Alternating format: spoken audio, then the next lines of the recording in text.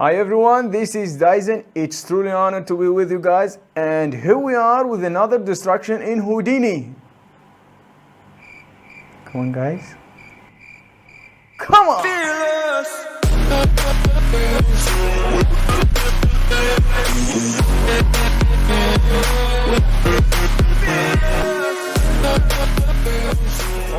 Okay, in today's video we're gonna do this kind of destruction here. We're gonna combine the Pyro solver and RBD bullet solver in the sub level, and of course today's video is inspired by a beautiful beast.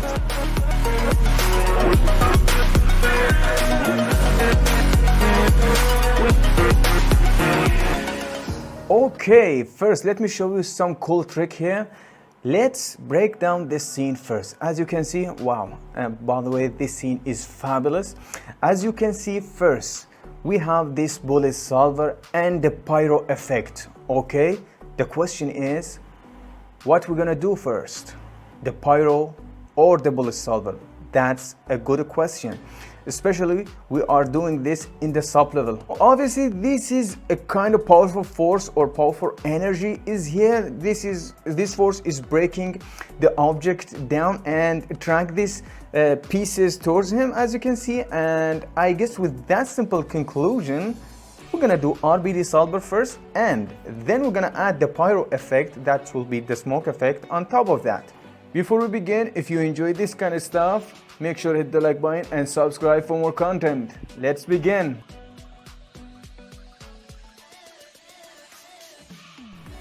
Okay, let's begin with this simple cube here. Let me create this box or cube here, and let's select our manipulate tools, and yeah, let me align it with the ground or this grid here.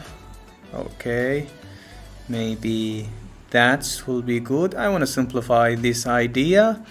And now let's create RBD material fracture. Of course, this is a typical stuff you can see here. Let me have some point, maybe changing these noises here, and yeah, that's cool. Let's create RBD bullet solver now, and let's make sure to enable this ground plane here, and let's play. Nothing happened. Guess what? That's because this constraint connection. Okay, now we're gonna create helix or spiral subline or curve here, and man, I must say, I googled that a lot and I found the simplest ridiculous way to do this. Let me show you. Okay, let me show you here. That's so cool. This will begin with this line node here. Let's create this line, and let's make sure this line is high enough here. Okay, and now let's create point node, and let's select this Y line to helix, and boom, let's select this one to have this slider.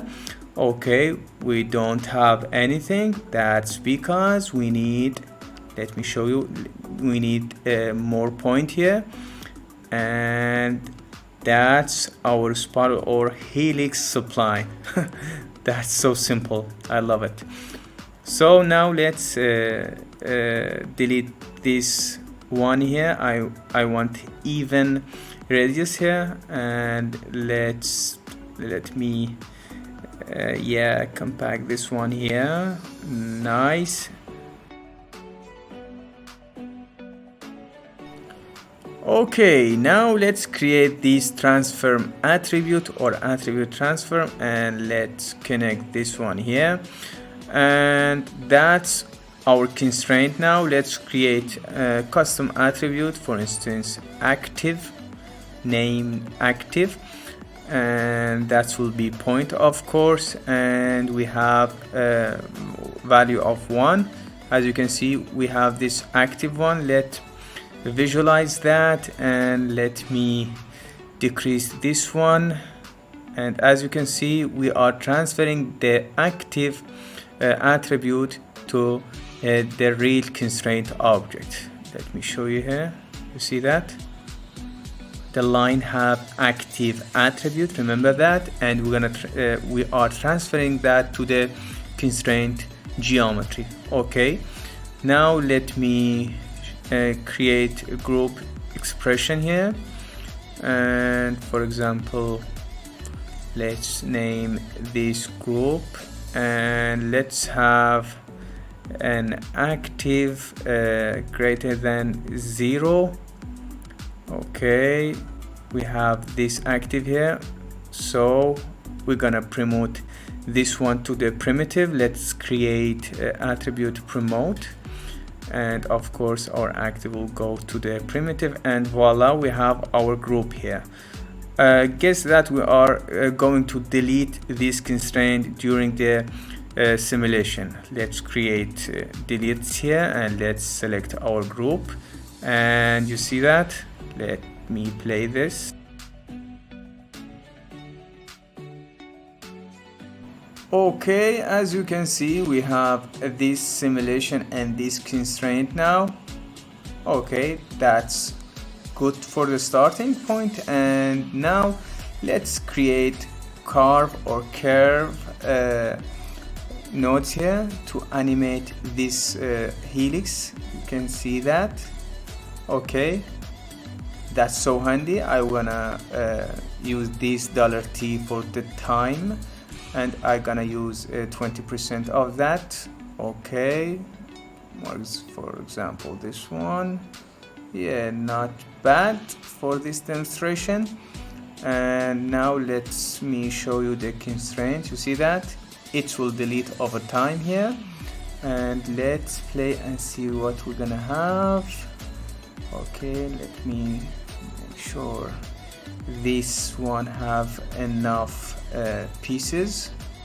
Okay, let's cook that, and come on Houdini. Okay, it's okay now. I love this one, and let's hit the damn play and see what we have here. And obviously that's not going to do anything for us. That's because we need to override the constraint in the sub. That's because this section will be disabled now. Okay, you see that. Okay, let's enable this one and let's play, and that's awesome. You see that? I love it. Okay, that's not bad. And yeah, that's our constraint delete over time here. You see that? Let me show you. Okay, let's increase this radius or this effect here. I want to show the simulation more clearly here. You see that? More pieces now, it's falling down. That's because the constraint of these pieces are deleted now. Okay, the key effect is here. Let's go to RBD bullet solver and let's create curve, or sorry, pop curve force here. See that? That's our force. And let's select this, this one. Let me create a null for that. That's cool. For example, a curve out. Okay, and let's go back and select this null or this object, and that's our pop curve force. Let's reduce this radius here. Okay, it's not bad. Okay, and let me show you here. It's not going to do anything. Let me toggle that. Okay, nothing. Let's maybe go here and reset the simulation and let's play. Okay, something it's going on but not so obvious. Let's change this parameter. Okay, and maybe increase the follow scale or follow force. and yeah, obviously we have some force here, curve force to be precise. You see that the pieces is following this curve now. That's what we gonna do, and the suction scale is so important here. You see that it will suck these pieces to the canal of the curve here, as you can see. Okay, maybe let's be gentle with it. Okay, I tried many value for this one, and boom, our building or our cube is falling. That's serious problem. We're gonna deal with that later on. Okay, that's not bad. You see that this pop curve force, it's magic in top level. I love it.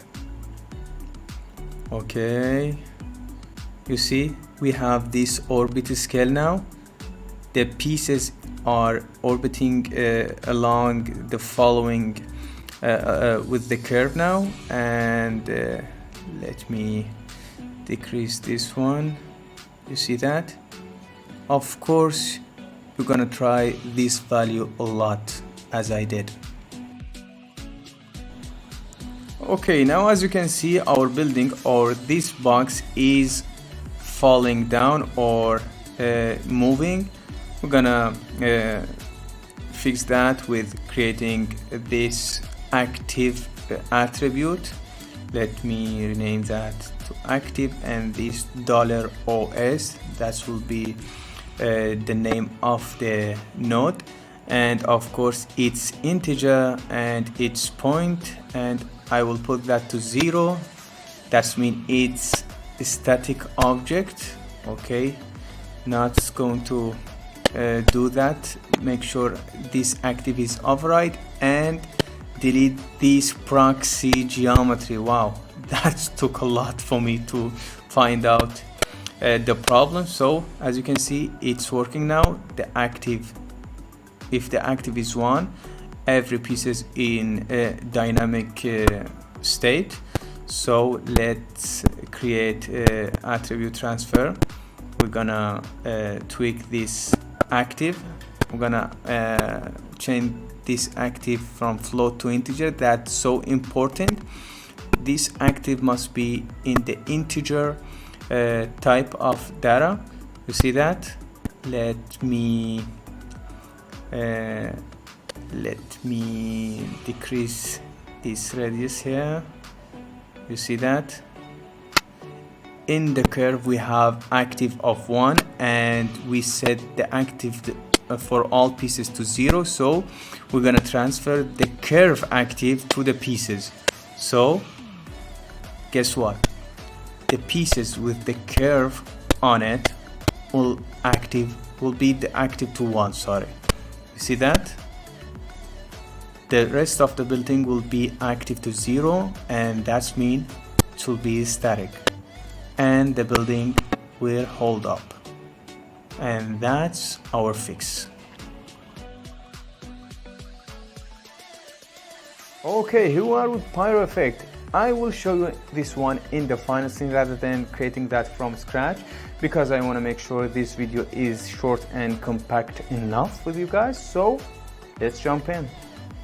Okay, this is the final scene. We have this building, as you can see. Of course, this building is not combined mesh. We have the name attribute on it. That's basically the hierarchy in Blender or Cinema 4D or Maya. Let me show you here. We have 3 main objects. I combined them. Of course, we have this one. I call that iron, the concrete, and the glass. Okay, I want to simplify this simulation. That's why I split that to 3 main objects, this concrete and this iron. Okay, of course I have for each these pieces RBD material fracture, as you can see. Let's cook and see what we have here. And of course I use the custom mode. That's why my geometry is not ruined by the RBD material fracture, and UV, it's cool, as you can see.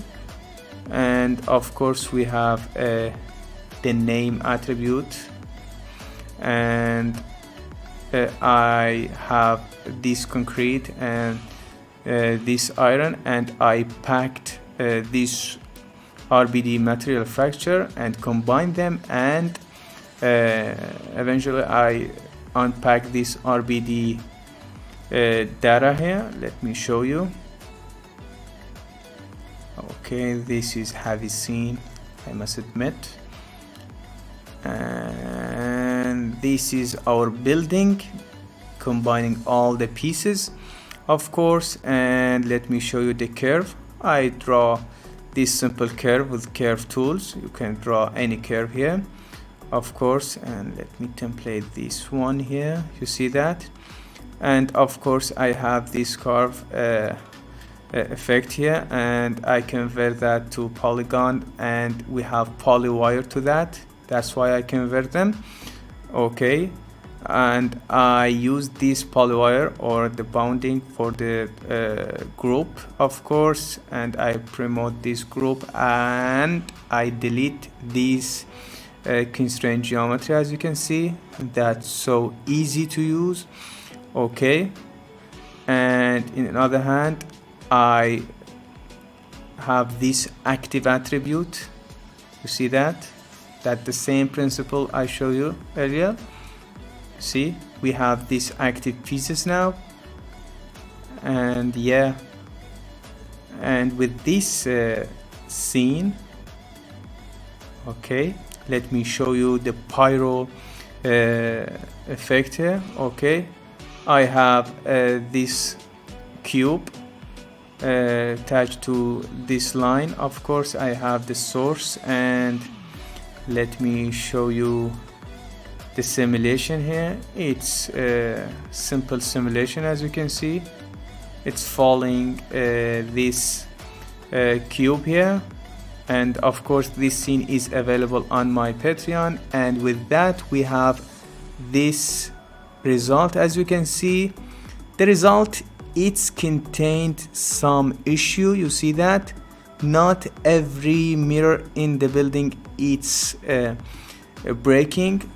For example, this one, you see that, or this one. Of course with this kind of force, every pieces in the building will fall. And to fix that, I have this simulation, as you can see, and I have this cube for the pyro source. Let me show you here.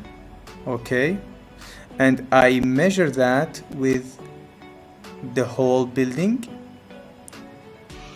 Let me show you here this distance attribute. You see that I have this one. Okay, let me explain more about this. I measured the point of the impact with the farthest point on the building, for example. Of course, in this range, every pieces will have a value, comparing the distance between that pieces and the point of the impact. I multiply this value to the strength of the constraint. It's simple. And yeah, of course, this scene, it's available on my Patreon, this one and another cool stuff there. Make sure to check it. So I promote this distance to primitive. You see that we have this distance on the primitive, and of course I multiply this distance, as I said, to the strength of the constraint. Let me show you here. Every constraint have a strength here. Okay, let me visualize the constraint here. Okay, for example, in this frame, the constraint is so strong with the red color, and let's go to this node. We adjust it. You see that we are manipulate this constraint based on the distance attribute. You see that? That's what I meant. And you see we have these points here containing different constraint, and let me play that and see the result.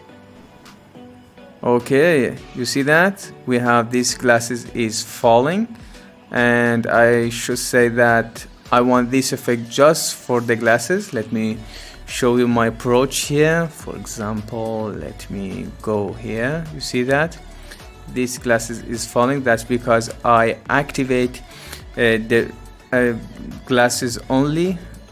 Let me show you.